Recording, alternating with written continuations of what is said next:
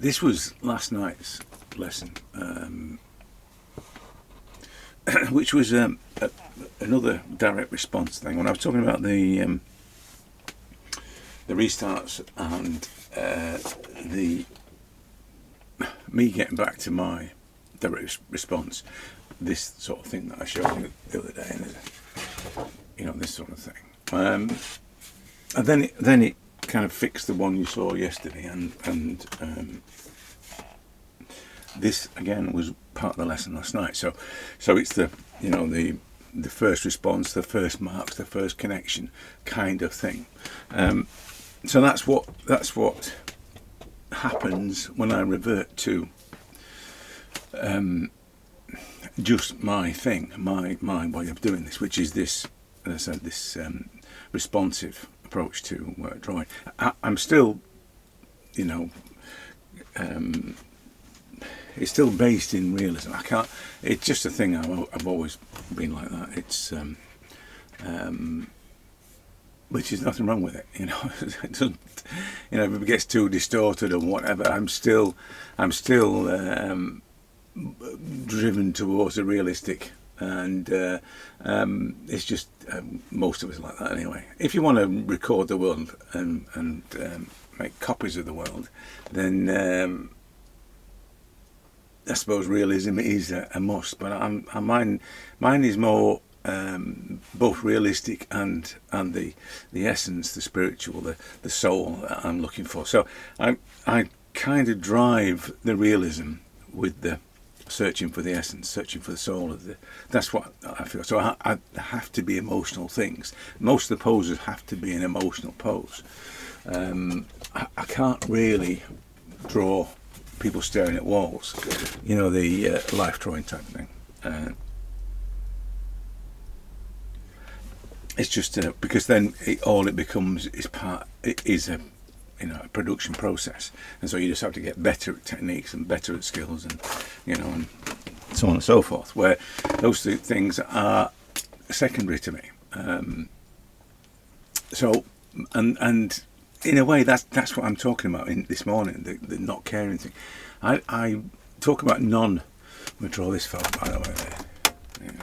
I talk about not expecting anything, and hang on, let me skip. One of the early stages I have to do if I'm, transposing, if you like, is just to visualise where it's going to land on the paper. And part of this is going to be, part of this early mark scribble thing is to figure out where it's going to land. Make sure I don't get too big, because there's a temptation to do that. There's a lot of charcoal on this one. So, by the way, I'm using a shorter version of the bamboo clutch thing. I'll tell you why, because I noticed the other day when I was drawing it the other day, you saw me do, and I was holding it like a pencil, like a long pencil, and it was affecting the way I was drawing. I wasn't pressing hard enough, or there wasn't enough control over the pressure. And one of the things about, let me show you this. One of the things about my approach to charcoal is this, and this is during the process of establishing the shapes, that I need control over the tonal values. I use tone to simulate or to identify shapes. So in that process, there will be a graduation, say there, for instance. Now that is either, if you see my course on attack, velocity and pressure, it's exactly that. So as I attack this and I adjust the velocity at which I do it, and also the pressure, then I need to have control over the implement, and so lines will go thick and thin. My tones will, in order to create the tones. So it's important for me to have that total control. When it's too long, and I have a tendency when I'm painting, I'll hold it further back, but that's okay. It's not going to be the same things don't apply. But with charcoal, I still want that to be able to suddenly speed up or suddenly apply more pressure and then take pressure off. So I need all that control. So if I use a longer pencil or a longer piece of charcoal, I will sometimes hold it closer to the tip in order to do that. But I was tending to hold well, I was holding you saw holding the charcoal too far back, and it dawned on me. I thought, I just cut the thing down. I still want to use these ends of charcoal, so I thought I'd just cut it down. Which is better because now I've got all the control over it, and it can literally go from being held like a clutch into held like a pencil. So it's better, and it's roughly about the same size as what I'm used to using. With the straight out of the tin. I haven't got one that's still a decent length. They're all worn down, but it's not far off. They're usually about this length when they come out of the tin, so I'm used to that length. Anyway, so this is the not caring thing. I think it's one of the fundamentals for me of what I do.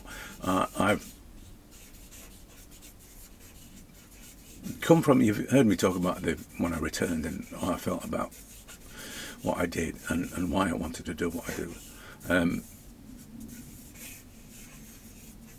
And I think the number one thing was the not caring thing. Not caring about the outcome, just having fun. I think if you go to any kind of creative type of workshop, not necessarily with an intention in mind. I'm going to tell you how to draw portraits in 2 weeks or whatever. Not one of those, but any kind of creative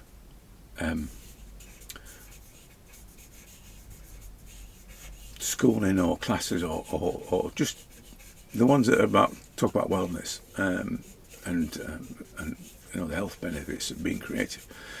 It will be primarily just have fun, which is basically don't care about what happens, just have fun, and that's sort of where I came from, and I'm still in that position. I'm still in that let's have fun mode. Let's not worry too much about it, and then it creeps into everything else. I don't care about what people say about whether people like it or not. I don't care about whether I do it right or whether I do it in the right way or whether I follow any rules. I don't care about those, whether I conform to anything. I don't care about those. So everything has to be removed. And the balance, the hardest thing is the balance, because you've got to care about something. You've got to care about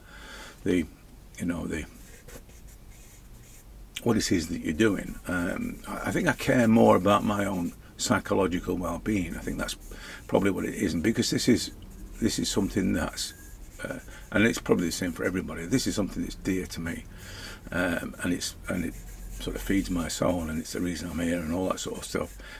So I care that I respect that and that I fulfil that reason. But other than that, the level of caring that I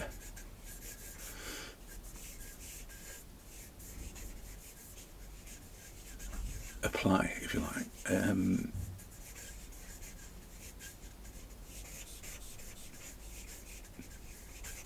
it's probably non-existent. I think the so I'm just trying to get everything in the right place before I go mad with the charcoal, because you can see it's quite a silhouette type of face, so there's going to be a lot of all down here. There's going to be a lot of charcoal down there, and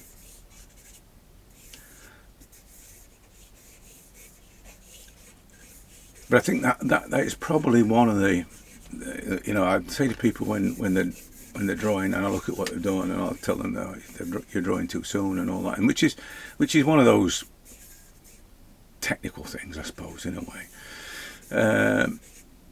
But if I was talking about the psychological side of things, I would just say don't care too much.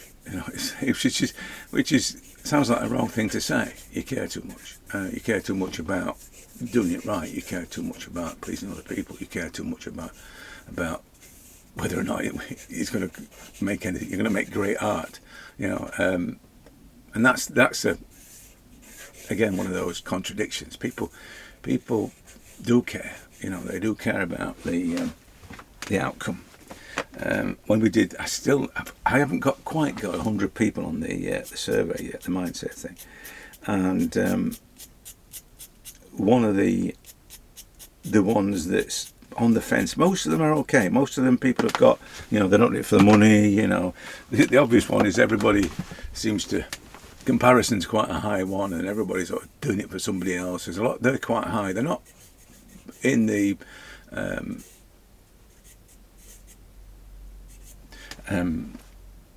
positives. There's still the majority of people just do it for themselves.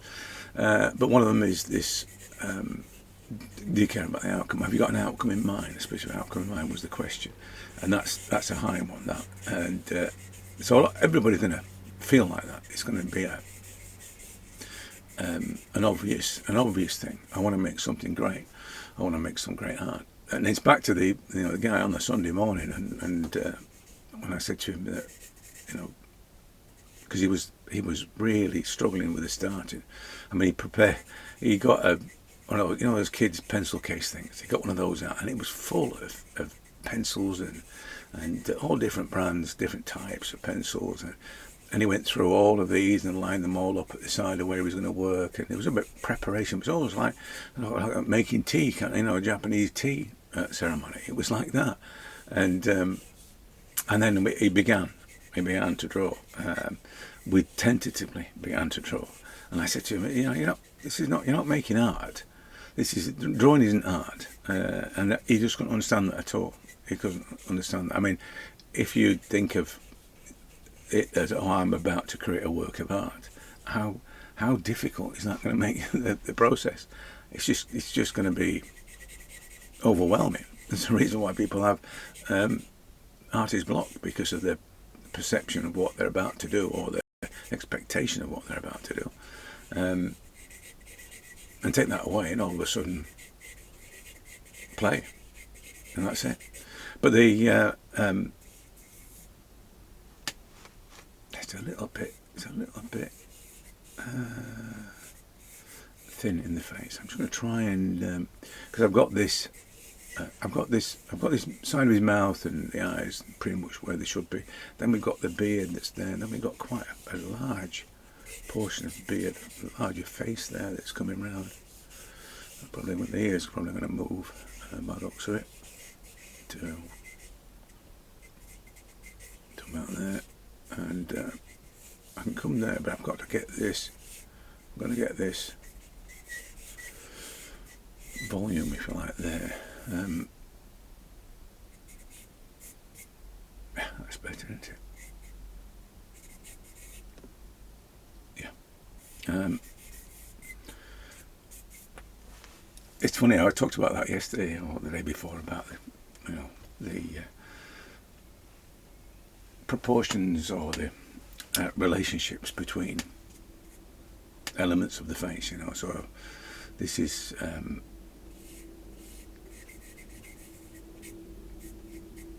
The comparison of things, this here, there's a distance there that I'm looking at, but there's also, which is kind of what I'd refer to as the local elements, and then there's the how that affects everything else. There's this. Funnily enough, when I'm drawing that there, I'm thinking about this chin shape here. So I'm making this cross the face comparison. At the moment, what's happening is that. Because I've not identified all of the shapes, I've started to in here, and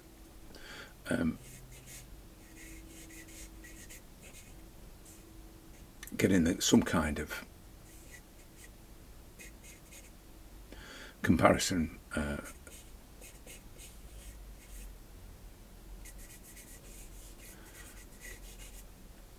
in between the elements, but because some things like this aren't in tone, it's throwing the measurement, so this is why I'll put tone on things, because I'm trying to. You can see now that I could probably compare, or I can compare the shape of things better because of this, by doing that. It's just a thing about, and I've said this loads of times, but it's just the thing about, the focus thing. So if your eyes are drawn to something that's heavily tonally, dark tonally, it will push the way that you see. It'll affect the way you see, because it's the camera thing. It's your phone camera. It autofocus on your phone when it drags towards the darker or the lighter and takes a reading, and that's kind of what your eyes are doing, on a much more sophisticated way, obviously. But it is that.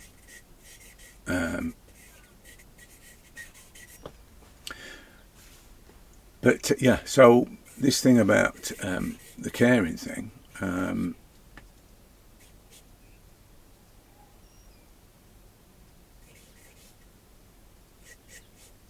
It's getting the balance between caring enough and not caring too much, I suppose. That's the thing, and having that, finding that, doing that, and believing that, and knowing that is the hard bit, because a lot of people will just care. They'll just care about what other people think. They'll care about whether it's going to be, in their mind, a great piece of work. They'll care, and it'll be. The caring thing is a problem because, on what basis? It is the self-judgment thing, the comparison thing. It's all of that stuff. So, in terms of caring, on what basis do you care? Because you can go crazy with the care. I care that people like what I do, is the first one, but then I care that I'm doing it right. I'm doing it the way that people think I should be doing it. I care that it's in the great tradition of. I care that it becomes a work of art. It just, there is so many instances where it can be almost crippling to care, and it's perfectly natural to care, like the guy with the pencils.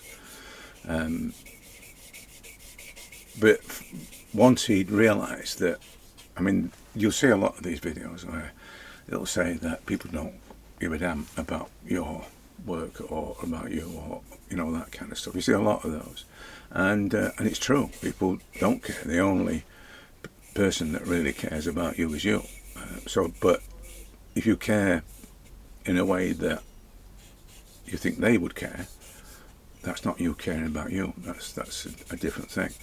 So you've got to, yes, you have to care about yourself. I'm aware of my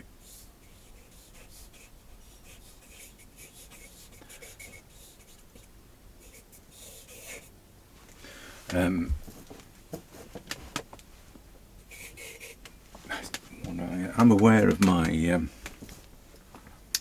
psychological, which is what I was doing yesterday with the resets. But I'm aware of my psychological state in terms of this. And when I first started doing this, I used to keep away from any kind of outside influence, because I thought it would be because of my past. I thought it would be a dangerous thing for me to go anywhere near what other people were doing, because I would inevitably either judge myself by them or try and be like them, which is for me would have been a bad thing. It's the reason why I stopped. It's because I used to apply that kind of thinking, but not so much now. It's not. I look at work, and it's funny, but when I first started looking at this, and you can't help it, can you? Just the first thing you do is look at what other. My thing was Sargent's charcoals. That's what probably was the first thing, and that analysis of what makes them special. The fact that there are lots of wrongness in. There's lots of the confidence to be wrong is amazing. If that's and accept the wrongness, and know that the wrongness of marks can sometimes, or things, not just marks, can be sometimes the rightness of the drawing. But all of that stuff is what I saw in Sargent's, and but I also looked at what other people were doing online. I look at what I'm to be honest, I created a folder on Google Drive and put all the charcoals in there that were deemed, and I do this in the workshops, these were all deemed to be good portraits, or deemed to be portraits, good or bad. Not whether I like them or not, these were all the charcoal portraits that people were doing. And I've looked at them since and thought differently, shall we say, about what they look like and what the quality of these drawings, and which is interesting. And I think that's because I've just allowed myself to be me. So now I've got, I go through, as I said, this is a contradiction of what you think drawing should be, right? Because I want to go back to where I started. I want to reset myself. I don't want to continue along this development and just, my skills get better and da-di-da-di-da. I don't want to do that. I want to be the person I was the first time I started drawing. So admittedly, when I come back to a reset, my skills, my observation skills, and my coordination and line control, all those have been developed because I've done lots of this. But I still go back to that feeling of I want to be the child again, the child that made the marks. But now I've got lots of skills, so I still want to get back to that. And people would probably not agree with that, because it's a case of forgetting what I've learned and let's start again. And that's not what people want to do. They want to develop their skills. They want to work more on their shading or whatever it might be, or their anatomy or accuracy or whatever. And they'll keep working on those things. And I saw somebody yesterday talking about artists going to other artist classes.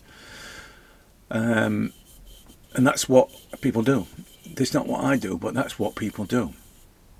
So this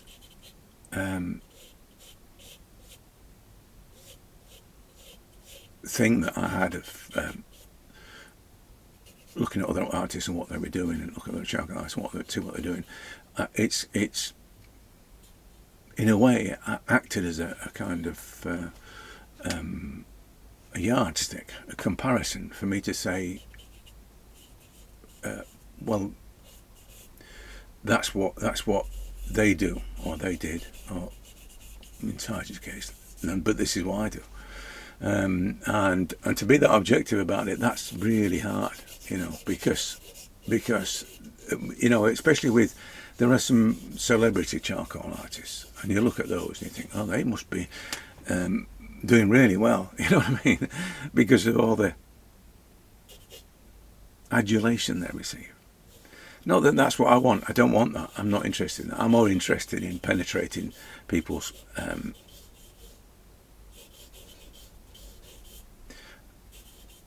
perceptions of what doing this is. I'm more interested in that, and not so much to prove a point, although I am trying to do that, because I'm kind of on a mission to share what I've discovered and what my particular way of doing it, which is probably what all artists would say about their thing. But that's my only reason to be so visible, is that I want to share this and give other people the opportunity to do this, and not be bogged down by tradition and all the rest of it. So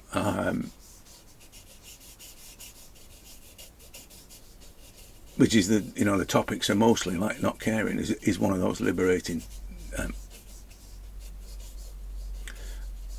mindset stakes. It's got to be part and parcel of the whole mind. I think the trigger is, in the mindset scenario, the trigger is always going to be, you haven't got to care about it. You have no expectations. That's the thing. Everybody knows about don't compare yourself with other people, because you know what damage that does. Everybody knows about those sort of things. So, but it does start from the zero expectations. It can't. The reason why you compare is because you care, but it's the wrong kind of caring. So,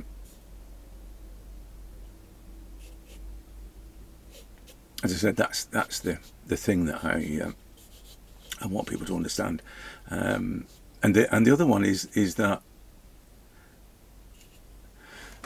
you know, portraits can take many forms, and they're not always perfectly accurate replicas. They don't have to be.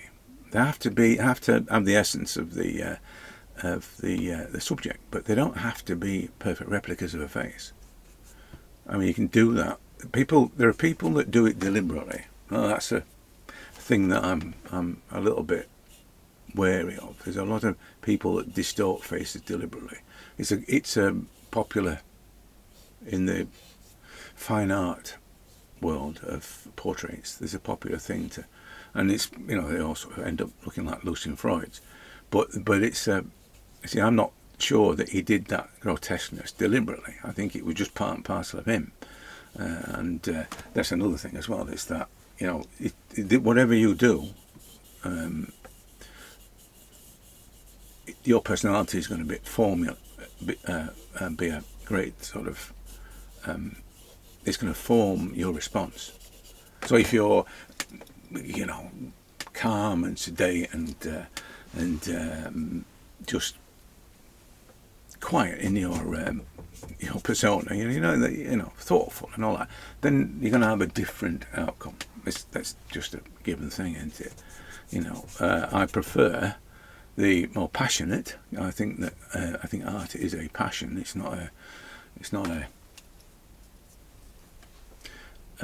form of meditation for me. I think it is for many people, but that's when they talk about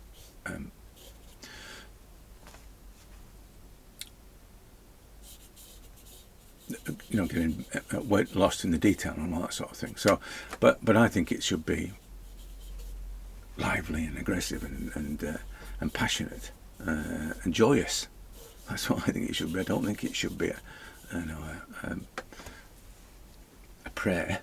I get sometimes, I saw a guy yesterday talking about how it should be almost a monastic thing. I think that's for me, that's completely the wrong direction, I'm afraid. I think that, you know, you think about great artists, they lived the life, didn't they? It was full throttle all the time, and you know, from Rembrandt. I mean, the reason why he ended up doing the and not making great portraits after he'd done his early ones, he became more of a narrative. It was because he just literally squandered everything he had. But that's what made him great, you know. And I think that's what, you know, if you don't care,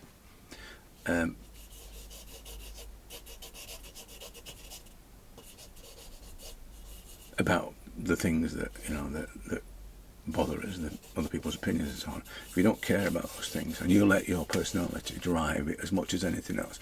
I talk about the connection to other people. That's a thing. So if you're the way you connect with other people is flamboyant and gregarious, and then that's what's going to happen when you connect to the subjects.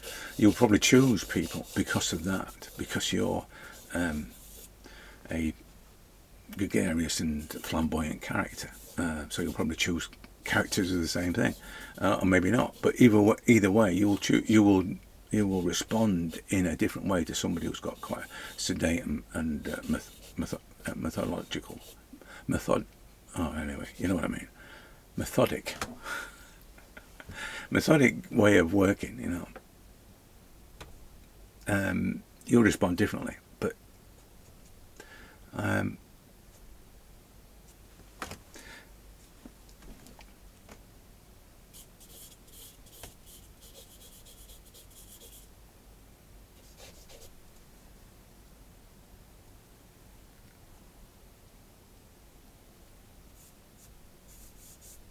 because it's back to this thing about this being a different way of working. Because the reset thing is completely not what people would talk about in any kind of art world. You've got to forget what you've done and start back at the beginning. Nobody wanted to do that anyway, would they? Nobody had, you get into the class one day and they say, all right, we're going to start from the beginning. You know what you did in the first year? We're going to do it again, all again now. You're going to go back and start again. Not because you didn't get you didn't do it well or didn't develop well, but we're going to get back to the pure you. We're going to get back to the innocence of your, and we're going to then see how your developed skills impact on your innocence. This is again one of those, it might be Picasso's awakening, that thing about it took him 60 years or whatever. It might be that was what he was referring to, and I don't know. I mean, people assume that it was just being able to draw like a child. I don't think, physically, I don't think that was the case, but maybe it is, I don't know. But I've thought about it before and kind of dismissed it as being that, but it may have been, I don't know. It's a bit like those guys that do the artist copies. They kind of make all the assumptions, don't they? This is how he held the brush, therefore this, that and the other. It's one of those. So I don't know. Picasso might have just thought about it in terms of the production, but deep down, I don't know. I don't think so. I think that he did discover this thing of, of all the skills that he had developed. This childlike quality that he had before he started developing his skills was the most precious of all his skills.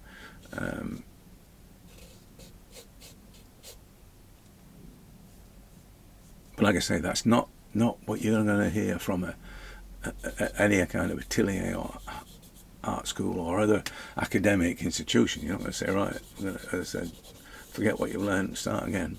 And similarly, the not caring thing is a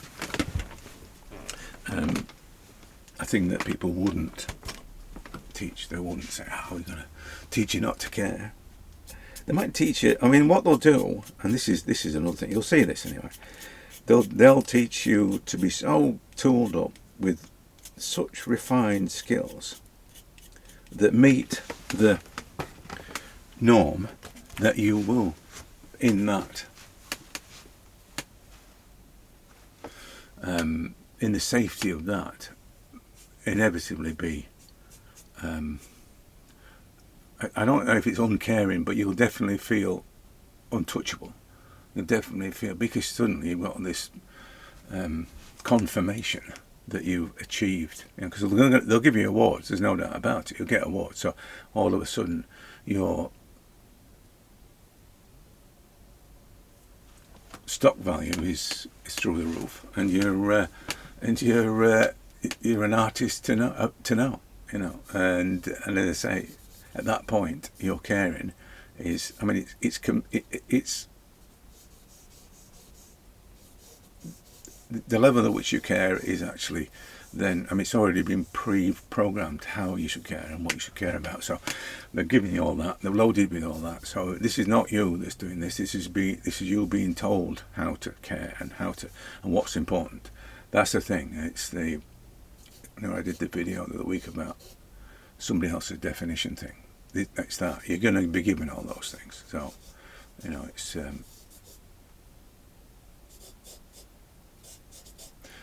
you've lost it by that time. This is the, I did that video about you should just think about what path you're going to take if you're going to do this. Otherwise, because it'll just fix. It's there and it's forever. And everything you do and the way you develop is going to be based on those first few steps. Because once you get to a point, it's like the who you sell to thing.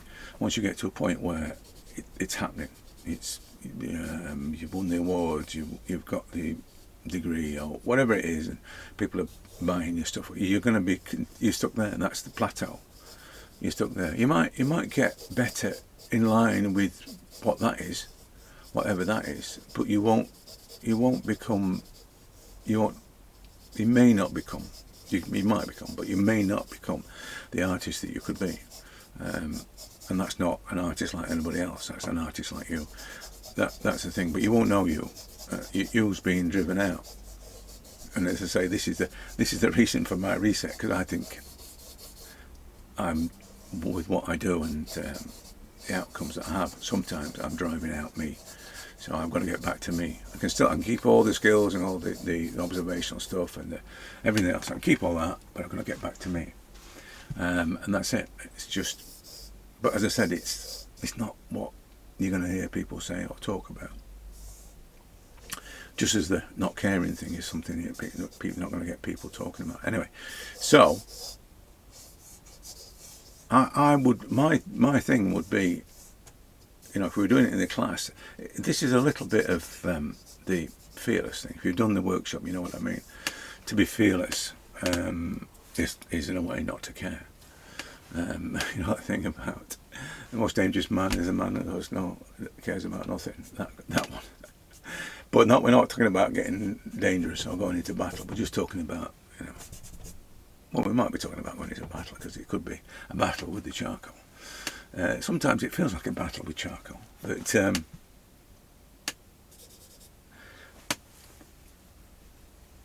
yeah, I think I'm done with this. Apart from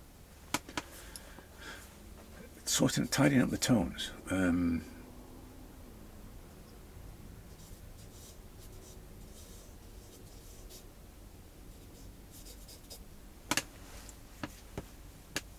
Yeah,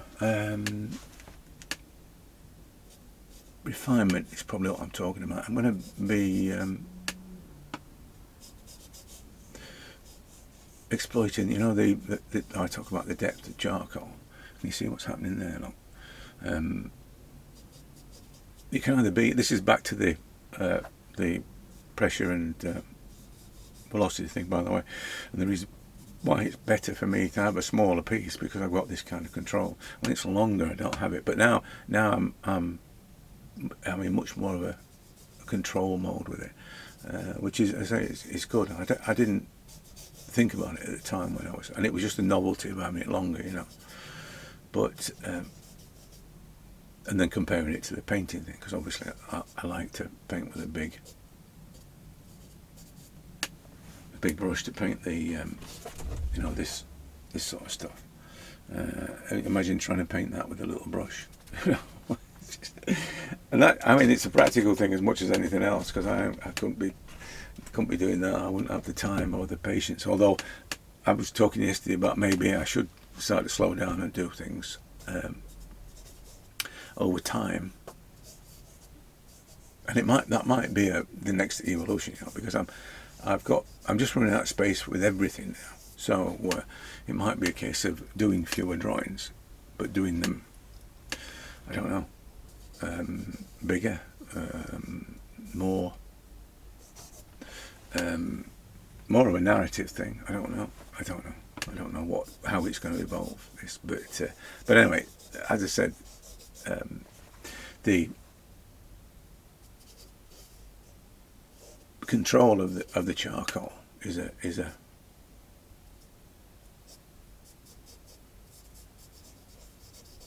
a big thing for me for doing this kind of thing. And I think in the early stages, I it was one of those unwitting things. I made charcoal with hazel, with hawthorn originally, which was my favourite. I went through everything, but it was my favourite at the time, and I liked it because it was more graphite-like.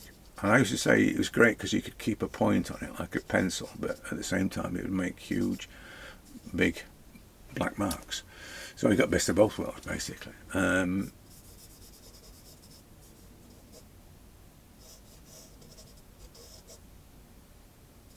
as it's evolved, it's become more of a painting than as I said before, more of a painting than a drawing process.